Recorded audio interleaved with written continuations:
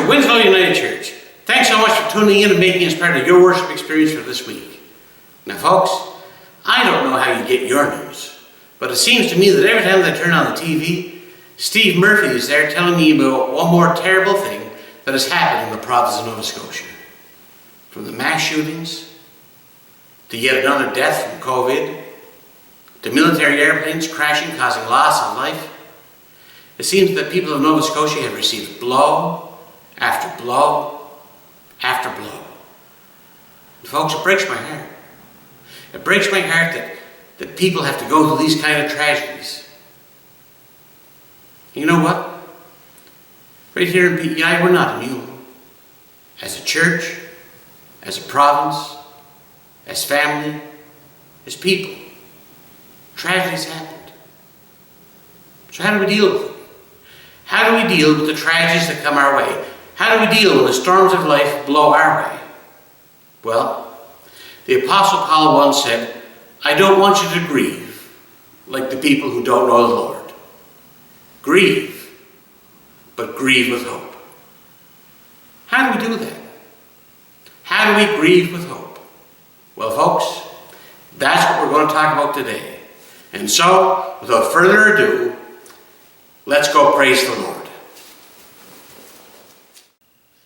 In the beginning was the Word, and the Word was with God, and the Word was God. He was with God in the very beginning. Through him all things were made. Without him nothing was made that has been made. In him was life, and that life was the light to all mankind. And that light shone in the darkness, and the darkness hasn't overcome it. And so on this day, may the light of God shine and dispel the darkness, and may the word of God echo forth.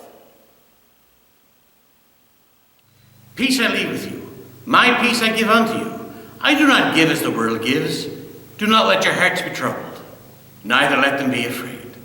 And the people of God will say together, Amen. Hi there. My name's Joan Silcock-Smith. I live in rural Ontario, and I was one of JD's teachers. This pandemic prayer that I'm going to read for you is from Carol Penner at Conrad Grable in Waterloo. I offer this as a prayer for the people of Winsloe United Church to remind you that we're all together in this time of pandemic, and we are all supporting one another. A pandemic prayer. Great God, you are an ever-present help in times of trouble, and that's why we're praying now. We are troubled, and we're worried things are going to get more troubling. This virus is spreading around the world. So many are seriously ill, or will be seriously ill. So many healthcare systems are stretched, or will be stretched. Be with frontline medical workers. Give them courage to do their work and keep them safe.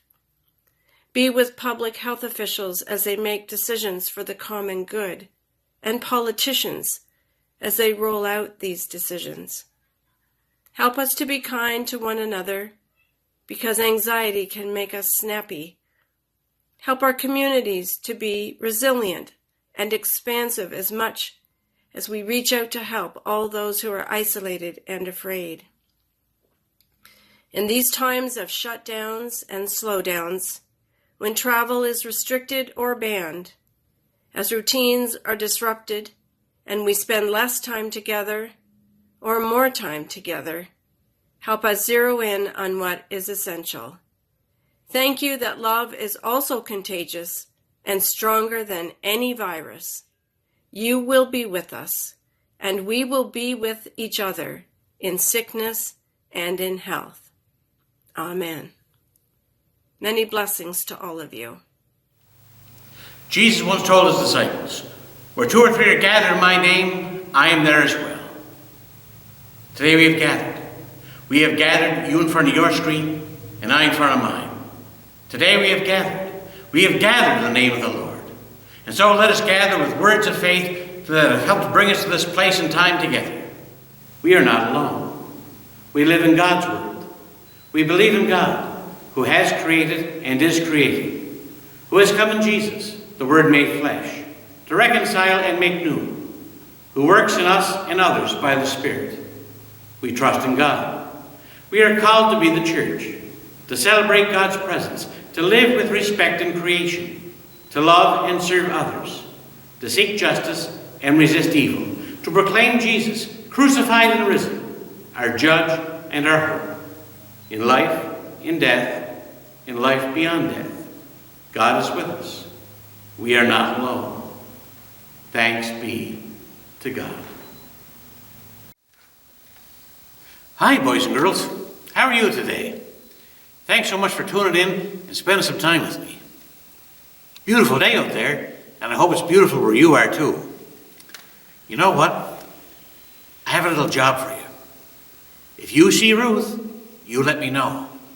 Ruth told me that my hair is starting to get a little bit long, and I'm afraid she's going to turn into Edward Scissorhands and come in and try to cut off all my hair. So if you see Ruth, you let me know. You just holler, "Look out, JD!" You do that. Let me know, okay? Okay. Now, I have a little story for you here today. When I was a little boy, my mother used to work. And so she used to take me to the Tot and Tyke Nursery School, where she'd drop me off, and then on her way back home, she'd pick me back up again. And I'd spend the entire day there. Now, when I was there, I had a friend. His name was Mark. And we used to do a lot of things together, and we played together all the time. Well, one day, my mother dropped me off, and I was waiting for Mark to show up. He never showed up.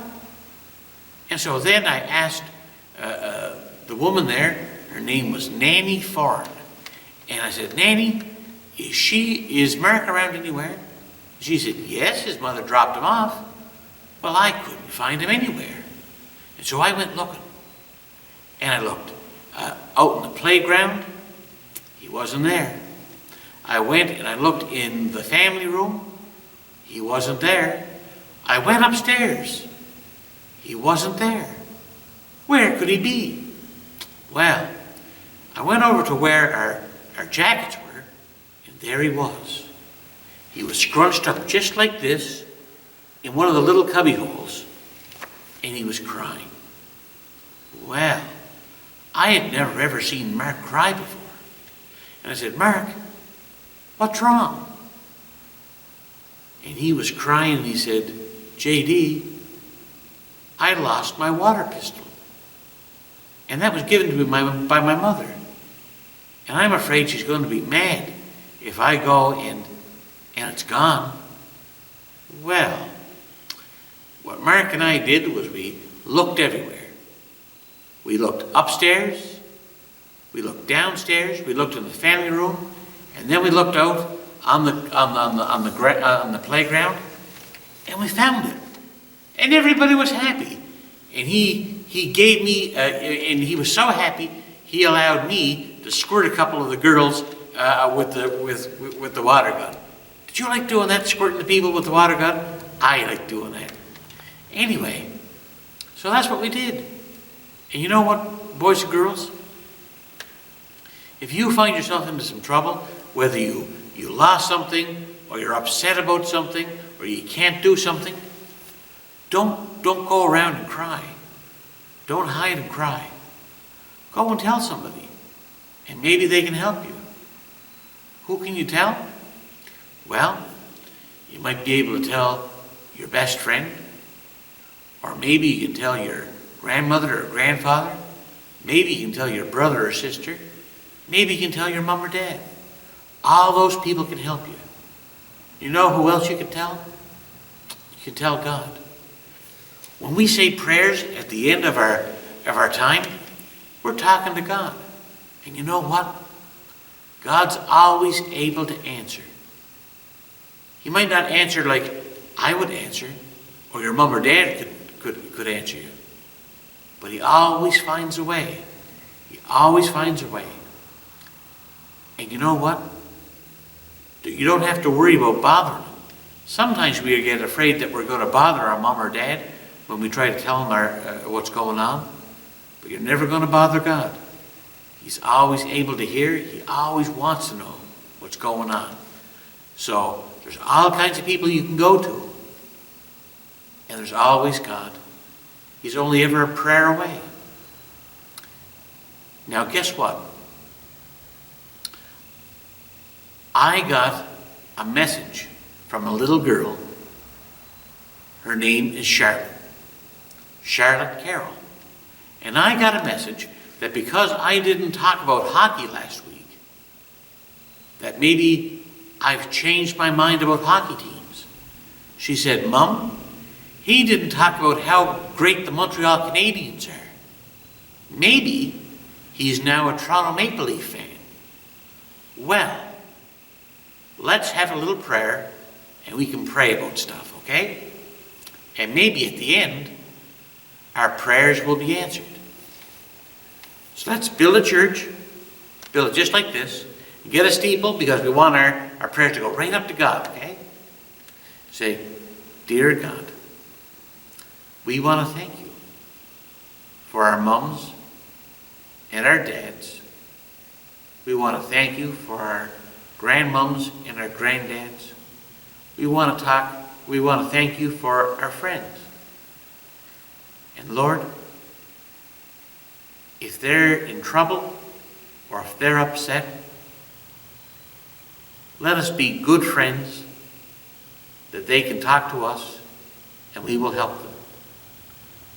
And God, if we need some help, we know that our mums and dads and our friends and family are there for us.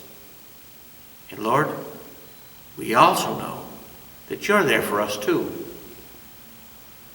And God, could you please help answer Charlotte's question? Could you please help answer Charlotte's question that she has whether Reverend J.D. still likes the Montreal Canadiens or not? Well, Charlotte, I guess God answered your prayers. Here's your answer. Oh, and look. There's one for Ronnie John, too. Okay, boys and girls, thanks for tuning in. From last week to this, we have lived in God's great world. And what a gift that has been. Let us come before God now with the gifts that only we can give. Our offering will now be accepted.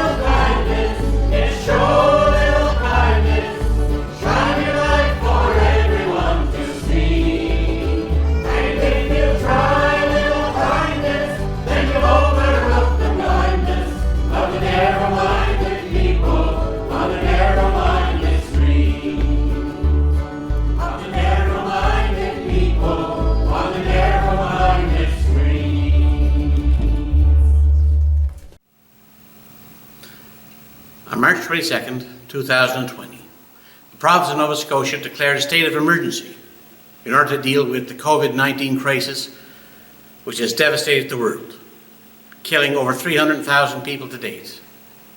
On April 18th, 2020, a man with evil in his heart and murderous intentions embarked on a 13-hour campaign of violence and destruction, which resulted in 22 innocent people being killed, homes and cars destroyed by fire, and a province and a nation left in shock.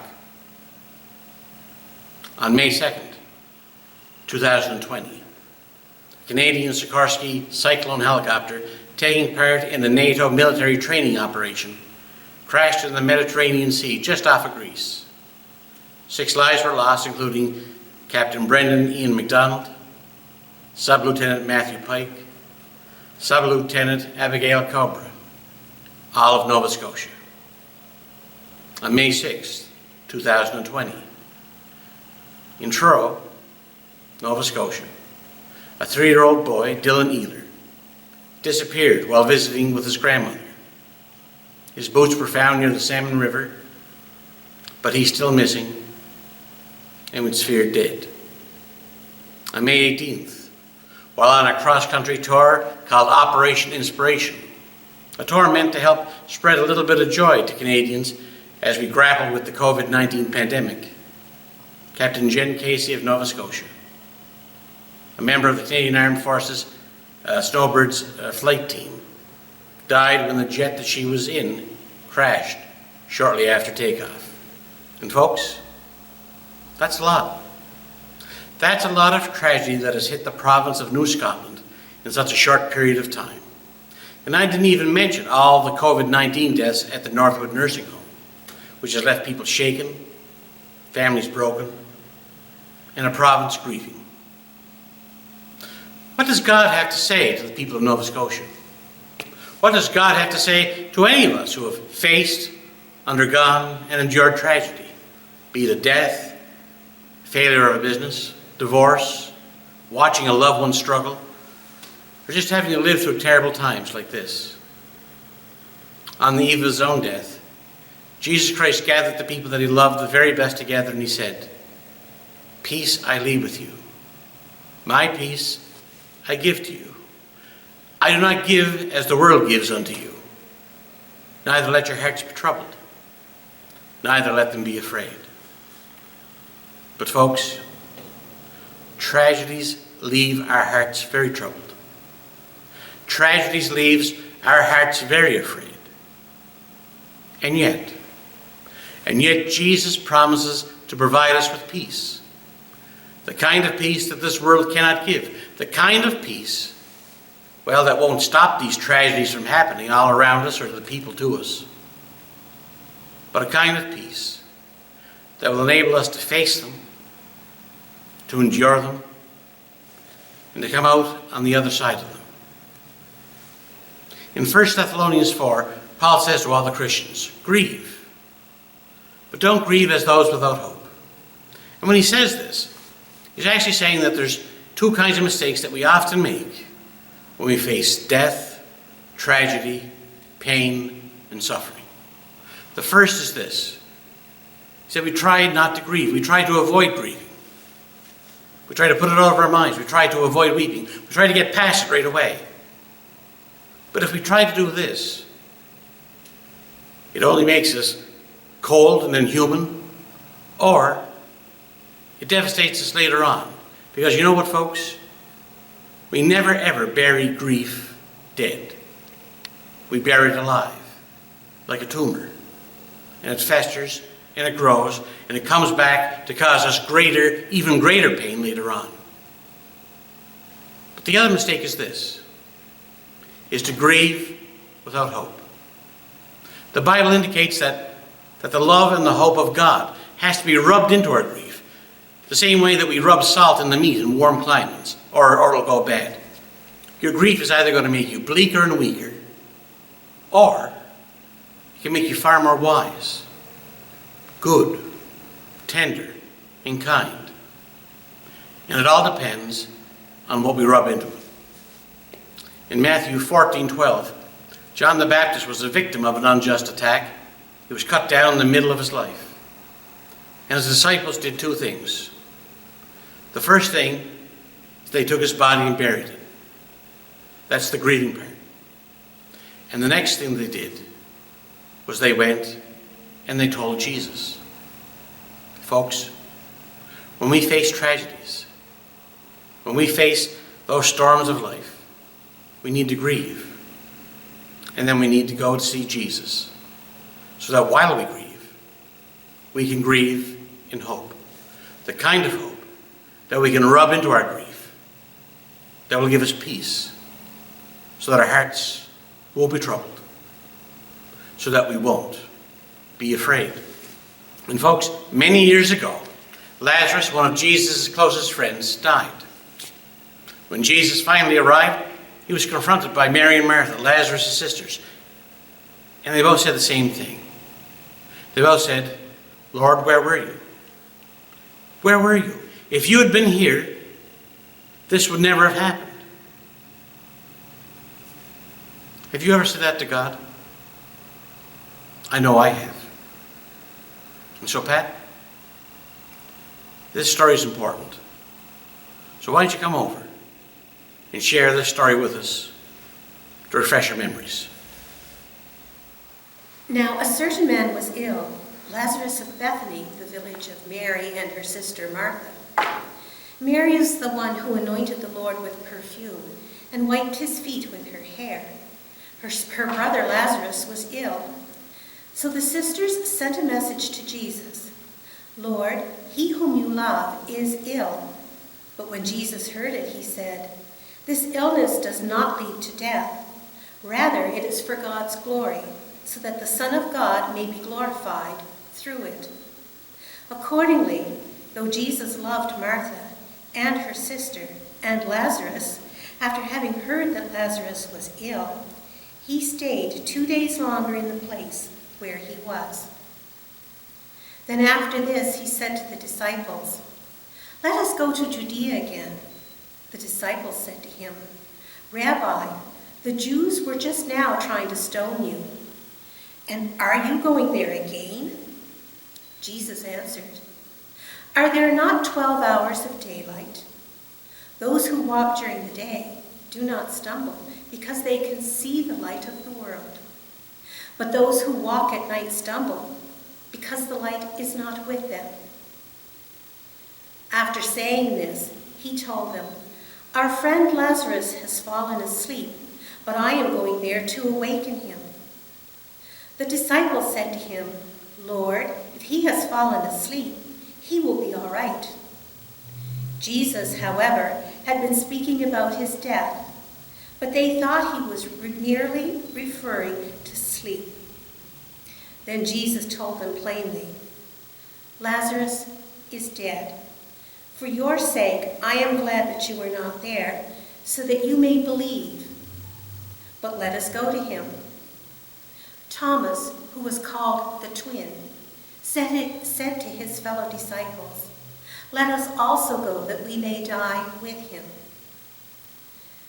When Jesus arrived, he found that Lazarus had already been in the tomb 4 days.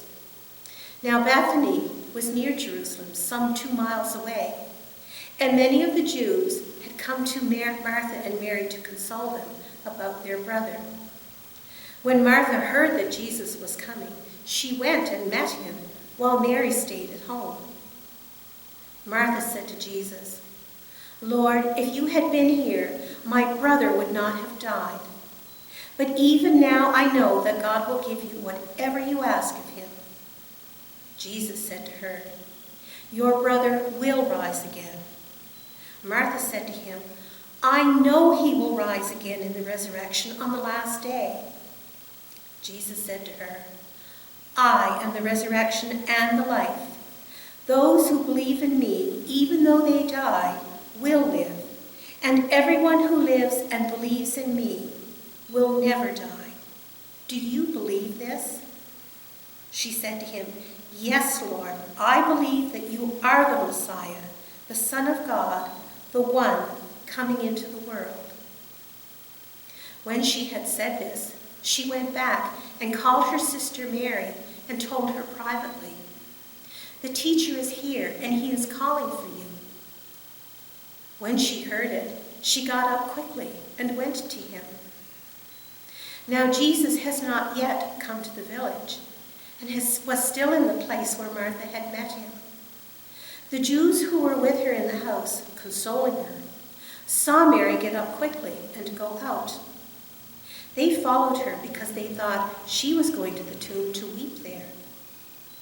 When Mary came to where Jesus was and saw him, she knelt at his feet and said, "Lord, if you had been here, my brother would not have died." When Jesus saw her weeping, and the Jews who came with her also weeping, he was greatly disturbed in spirit and deeply moved. He said, "Where have you laid him?" They said to him, "Lord, come and see." Jesus began to weep. So the Jews said, "See how he loved him?" But some of them said, "Could not he who opened the eyes of the blind man have kept this man from dying?" Then again Jesus, greatly disturbed, came to the tomb. It was a cave, and a stone was lying against it. Jesus said, "Take away the stone." Martha, the sister of the dead man, said to him, "Lord, already there is a stench, because he has been dead 4 days." Jesus said to her, "Did I not tell you that if you believed, you would see the glory of God?" So they took away the stone, and Jesus looked upward and said, "Father, I thank you for having heard me, but I have said this for the sake of the crowd standing around, so that they may believe that you sent me." When he had said this, he cried with a loud voice, "Lazarus, come out!" The dead man came out, his hands and feet bound with strips of cloth, and his face wrapped in a cloth. Jesus said, "Unbind him and let him go." Many of the Jews, therefore, who had come with Mary and had seen what Jesus did, believed in him. But some of them went to the Pharisees and told them what he had done. So the chief priests and the Pharisees called a meeting of the council and said, "What are we going to do? This man is performing many signs. If we let him go on like this, everyone will believe in him, and the Romans will come and destroy both our holy place and our nation." But one of them, Caiaphas, who was high priest that year, said to them, "You know nothing at all. You do not understand that it is better for you to have one man die for the people than to have the whole nation destroyed." He did not say this on his own, but being high priest that year, he prophesied that Jesus was about to die for the nation, and not for the nation only, but to gather into one the dispersed children of God. So from that day on, they planned to put him to death. This scripture shows the aftermath of a tragedy. Lazarus, Jesus' best friend, has died unexpectedly, suddenly. And the sisters, Mary and Martha, are reeling in shock and disbelief, much like the people of Nova Scotia, much like any of us when we face a tragedy. And they're looking at this tragedy and they're saying, "Lord, where were you? Where were you in all of this? What has happened? What do we do now? How do we make sense of this?" And Jesus, you follow him. He moves through the ruins of their lives and he answers them. He answers them with 4 things. 1, the tears that he gives to Mary. 2, the anger that he gives to the tomb. 3, the truth that he gives to Martha. And 4, the grace that he gives to us all. First, let's look at the tears of Jesus. What are they telling us? Well, when Jesus comes to Mary, she asks him the question, "Lord, why weren't you here? You could have stopped this." Now, folks, That's a big question. That's a big question. This is something that I'm sure that we've all asked of God at one point in time or another. I know I have. And when Mary asked this, what's the response? He can't speak. He has nothing to say. He just weeps. He weeps. He's troubled. He's deeply moved. In fact, the fact that Jesus begins to weep is incredibly startling. Let me tell you why. You see, Jesus comes into the situation with two advantages that you and I will never ever have. The first thing is that he knows why it's happened. He knows the why. He knows why Lazarus died. He knows why he had to die. And number two, he has the power to do something about it. He can fix it. He can raise Lazarus from the dead. He knows that in 10 minutes' time, everyone's going to be happy. Everybody's going to be rejoicing. That Mary and Martha, their tears will be wiped away, replaced by tears of joy. The people who are present, they'll be in awe. They'll be praising God, celebrating, rejoicing. Lazarus, he'll be walking around alive, as good as new.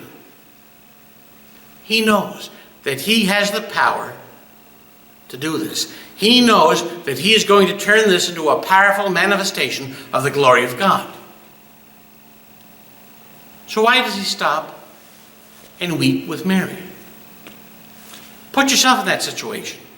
If you knew why this happened, if you knew what was going on, if you knew that you had the power to fix this tragedy, would you stop? Would you allow yourself to be drawn down into the trauma and the pain that's in her heart? I wouldn't. I'd probably just rush past her, not stopping at all, not saying a word, not talking with her, so I could raise him.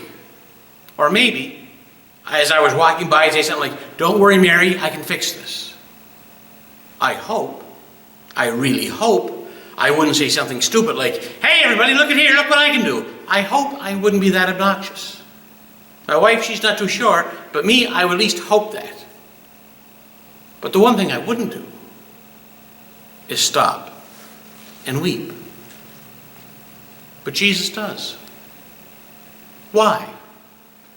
Why would he do that? Why? Because Jesus will never ever close his heart to you. Not for 10 minutes, not for 1 minute, not for 1 second, not ever. He will never be too busy to be with you. Folks, your life is important. Your life is important to God. Your pain is important to God. Your hurts are important to God. In Psalm 56:8, it tells us that God keeps a record of our tears. 1 Peter 5:7 says, "Cast your fears on him, for he cares for you." Jesus stops and weeps with Mary because her grief, her pain, her sadness is important to him. At that moment in time, Mary needs to know that Jesus cares about her, that he understands her pain, that she is not alone in her sorrow. At that moment, she needs him even more than she needs her brothers back. And so Jesus stops and he weeps. He weeps with Mary. He weeps for Lazarus. What does Jesus' tears tell us? It tells us that the ministry of fixing things is not enough. The ministry of tears is important too. When someone dies, and folks, when I say this, I hope you don't take it the wrong way, but when someone dies, there's always a group of people who want to be busy. Busy arranging the funeral, putting up the posters with pictures, calling people to give the news. And folks, all these things are necessary tasks. They need to be done. But often we busy ourselves with these tasks because we don't want to deal with the grief. We don't want to be sad. We don't want to be around sad people. It makes us awkward. We don't know what to do. We see grief and weeping as shameful, or maybe as a waste of time, or that I can't help them, but I can fix something. So I'll go and try to fix it. I will make sure that somebody has the right hymns. We try to fix it.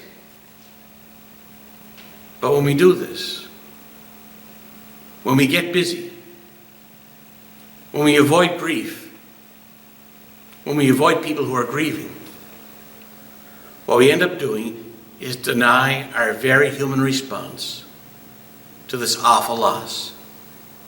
And we leave those people who are devastated by this loss feeling isolated and alone. But that's not what Jesus does. He can fix it. He knows that in 10 minutes, all this will be gone. He can make it all go away. And yet, through his actions, he shows that the ministry of fixing is not enough. Tenderness, caring, kindness, love, comfort, they're all necessary. In fact, they might be the most important ministry that there is, because that's what he does first. You know, we have this idea that weeping is weak. Men, we make fun of other men who do that. We think that weeping is weak. We have this idea that it's shameful. And yes, here's Jesus Christ. Here's the one that we praise, that we worship. Here's Jesus Christ, the Son of God, the one who went to the cross willingly and endured all the pain and the death that entailed. Are we trying to say that he is too weak? That what he is doing there is shameful? Folks, the fact is, weeping is not weak. Grieving is not weak. The fact is, not weeping and not grieving is the real sign of weakness. It shows that we're too afraid to feel or face the tragedy that has happened. Jesus is always telling us that we need to be less concerned with ourselves and how we look in other people's eyes and more concerned about the welfare of others. This is what we can learn from the tears of Jesus. We can learn that we need to be there, that we need to grieve, and even if we're not feeling sad, we need to be there for those who are. We need to be there. And there's nothing shameful at all in that. The anger of Jesus. Now, folks, when Pat was reading the scripture, did anyone hear where Jesus was angry? Probably not. Now, folks, I don't want to bore you with a translation exercise. When I was a congregant, I always hated when the minister would get up and say, well, you know, in ancient Greek language, there was 5 different meanings for the word love, 5 different types of love. I always hated that. It made me go to sleep. But we need it today. In verse 33, it says, when Jesus saw Mary and everybody weeping, that he was deeply troubled. But everywhere else, that Greek word is used.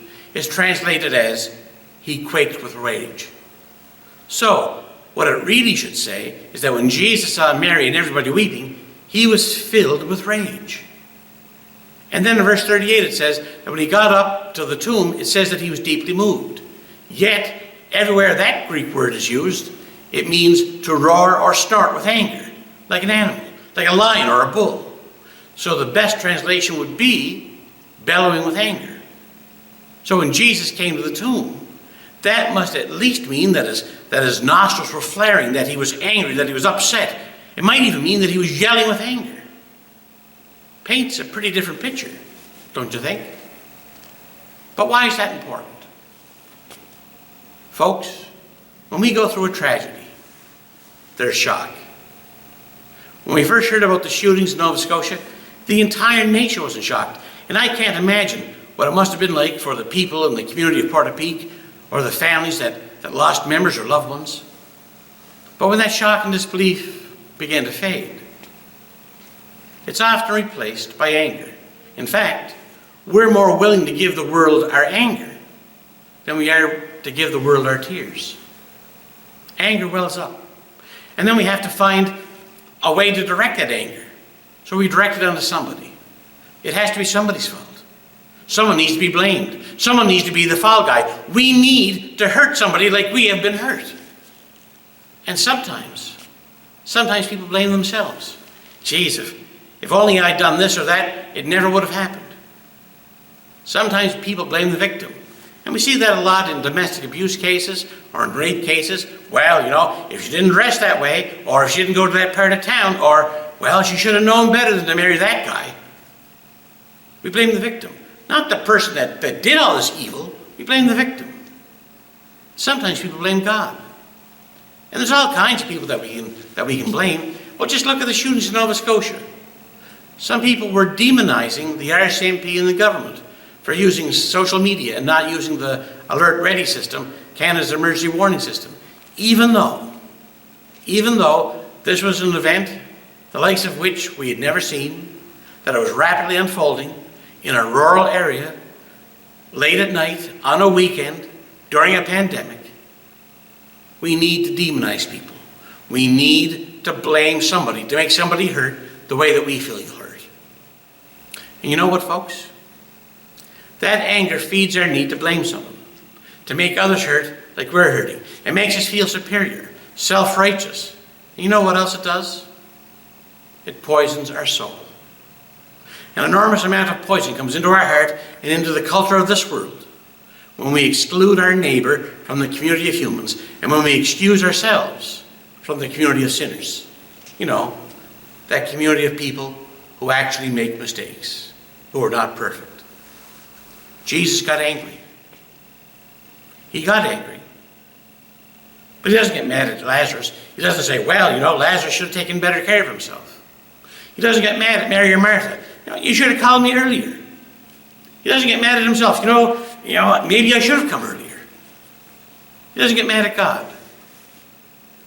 He gets angry, but who does he get mad at? He gets mad at death. He yells out in anger at death itself. And why? Because for God, death is not natural. Death is not part of his creation. Death was not part of the plan that he had for each and every one of us. That was brought into this world through sin. And so, he uses that anger to do something good. There's a resurrection. Good came out of that tragedy. He hollered, "Lazarus, come out," and a resurrection happened. What does that mean? It means that if we get rid of our hatred and anger, it doesn't poison us, it doesn't absorb us, so that we can actually go out into this world and work for justice. Try to make a resurrection happen. Try to make something good come out of these tragedies. That if there's a second wave, that we're better prepared. Fewer lives are lost. That there's no more North of Wood kind of disasters. That there's no more mass shootings. That the snowbird planes and the cyclone helicopters are a little bit safer. We can get rid of that anger or use that anger to bring about a resurrection instead of demonizing somebody. Good can come out of these tragedies. We learn from Jesus' tears. We learn from Jesus' anger. Now we can hear the truth that he gives to Martha. When he encounters Martha, she says to him the same thing that Mary did. "Lord, if you had been here, my brother would not have died." And what does Jesus say to Martha? He tells her the truth. It's the ministry of truth. Not just the ministry of tears, not just the ministry of anger, the ministry of the truth. And when he says to Martha, "I'm the resurrection and the life," what does that mean? It means that God is not preparing us for some kind of weird, out-of-body spiritual existence. He's not planning some kind of compensation for the life that we lost. Oh, well, geez. Well, Lazarus lost his life, but that's all right. But we'll give him something maybe a little bit better. We'll give him the alternate price. No. He says, "I'm the resurrection." And the resurrection means the restoration to us of the life that we lost. Resurrection means the restoration of the life that we lost. He says, "I have come not just to take you out of earth and into heaven, but to bring the power of heaven down to earth, to make a new heavens and a new earth, to make everything new. I'm going to restore everything that was lost, but make it 1,000,000 times better. Everything's going to be made better, everything will be made right. The new heavens, the new earth, this body, this world, our bodies, our homes, our loved ones, restored, returned, perfected, and beautified, given back to us. He's going to make everything better. He's going to make everything right. Now, folks, I spoke about this a couple of weeks ago when I did that series about where to go when you die. Look at part 3. Go back and look at that if you want to hear a little bit more. The promise is not that if you love God, your life will be a bed of roses. The promise is not that if you love God, good things will happen in your life all the time. The promise is not that if you love God, bad things aren't really bad things, they're really good things. The promise is that God will take the bad things that happen in your life and He'll work them for good in the totality. You have meant this for evil, but God has turned it to good. Do you believe this, Martha? If you do, then you can face anything and you can endure anything. And she says, Lord, I do. Do you? That is the truth that He gave Martha. That is the truth that He gives us here today. That is the truth of the gospel. That is the truth that'll set us free. Lastly, there's the grace. The grace that He gives us all. There's one more thing in the story. After He had given us His tears, His anger, His truth, right at the very end, He gives us one last thing. The last line of the story says that when Jesus Christ raised Lazarus from the dead, from that day on, the Pharisees knew that they had to kill Him. Now that He had raised Lazarus, His enemy said, he's got to go. He's the most dangerous man that there is. We got to get rid of him. But let me ask you this. Don't you think that Jesus knew this would happen when He was raising Lazarus from the dead? Don't you think that He knew that? Of course He did. And here's what that means. Jesus knew, and He made a deliberate choice. He knew that the only way to interrupt Lazarus' funeral was to cause his own. The only way to bring Lazarus out of that tomb was to put Himself in. The only way to get Lazarus out of death was to take his place. And boy, isn't that the picture of the gospel? Here's what the gospel is. That we have a God who is so committed to ending suffering and death that He'd be willing to come into this world, be involved in that suffering, be involved in death Himself. Now, folks have asked me if God actually cares about their suffering.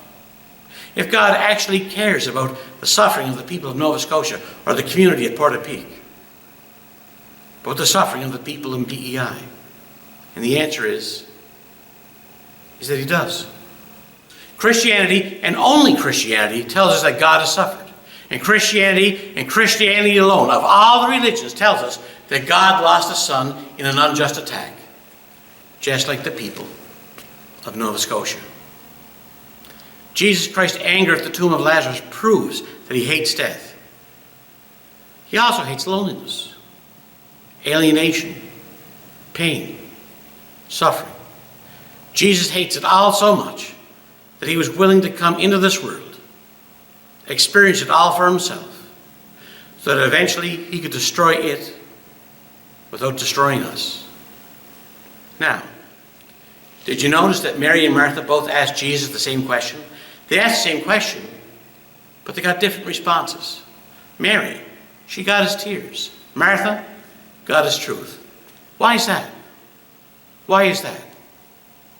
Because He's the perfect counselor. He will always give us what we need. If we need truth, we get the truth. If we need tears, He gives us tears. He gives it to us the day that we need it, the dosage that we need it, the order that we need it. So, grieve. But grieve with hope. Grieve. and go and see Jesus. You need his tears. You need his truth. You need to see that anger. But most of all, we need his grace. And when we go to see Jesus, you'll find that the soul that on Jesus has leaned for repose, he will not desert to his foes. And that soul, though all hell should endeavor to shake, he will never, no never, no never forsake. To which I can only say, thanks be to God, and amen.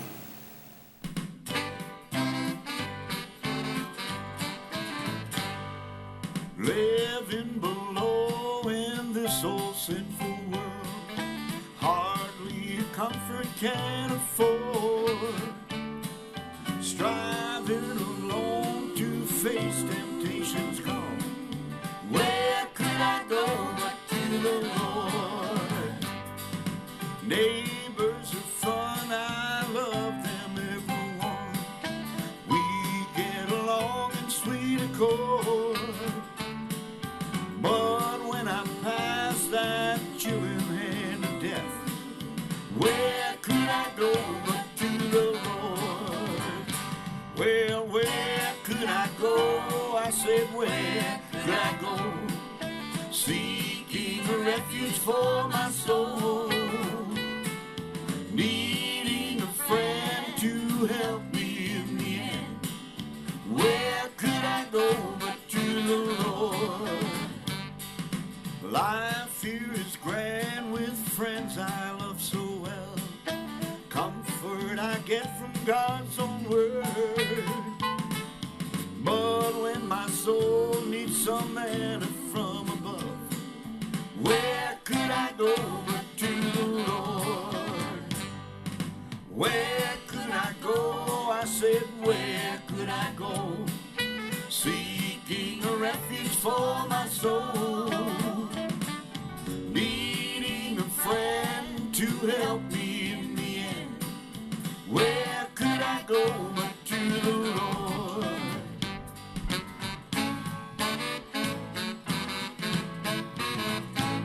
Well, where could I go? I said, where could I go? Seeking a refuge for my soul, needing a friend to help me in the end. Where could I go but to the Lord? Where could I go but to the Lord? Well, my friends, we've pretty much come to the end of our time here together, and I want to thank you. I want to thank you for tuning in and making us part of your worship experience for this week. I also want to thank Reverend Joan Silcock-Smith, Dean O'Dunsford, and St. Andrew's United Church in Tavistock, New Brunswick for contributing so mightily to our service here today. You know, folks, if you have a friend who's going through a tough time, as St. Andrew's United Church in Tavistock, New Brunswick says, try a little kindness. It goes a long way. And if you yourself are going through a tough time, as Dean O'Dunsford sang, where can you go? Go to the Lord. Now, my friends, Christianity will not give you answers and reasons for every occurrence of pain, suffering, and tragedy that you'll experience in your life. It won't. But what it will do, it'll give you deep resources so that you can face that pain, suffering, and tragedy with courage and with hope, rather than bitterness and despair. And so, my friends, until we meet again, and we will meet again, stay safe, and may God bless.